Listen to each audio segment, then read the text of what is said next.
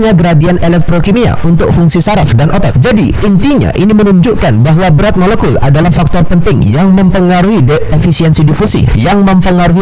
difusi. Ketiga, jarak difusi, yaitu efisiensi pada jarak pendek. Jadi bagaimana sih jarak tempuh mempengaruhi laju difusi? Nah, semakin pendek jarak tempuh, maka semakin cepat difusi berlangsung. Dan sebaliknya, jarak yang lebih jauh itu membuat difusi menjadi sangat lambat. Lalu kenapa sih membran tipis itu penting untuk efisiensi difusi? Tentu karena membran tipis itu meminimalkan jarak tempuh molekul sehingga difusi itu dapat berlangsung dengan cepat. Apa yang terjadi jika membran alveolus itu menebal? Seperti pada kasus pneumonia, yang terjadi adalah penebalan membran itu memperlambat pertukaran gas oksigen dan karbon dioksida, menyebabkan kesulitan bernafas. Jadi jarak tempuh molekul itu berbanding terbalik dengan laju difusi. Semakin pendek jarak tempuh, maka semakin cepat difusi itu berlangsung. Nah, di poin ini pentingnya membran tipis. Jadi membran yang harus dilintasi partikel yang berdifusi umumnya relatif tipis, seperti membran pemisah udara dan darah di paru-paru. Penebalan membran ini, misalnya pada kasus pneumonia, itu memperlambat pertukaran oksigen dan karbon dioksida, menyebabkan kesulitan bernafas. Dan di poin batas efisiensi difusi,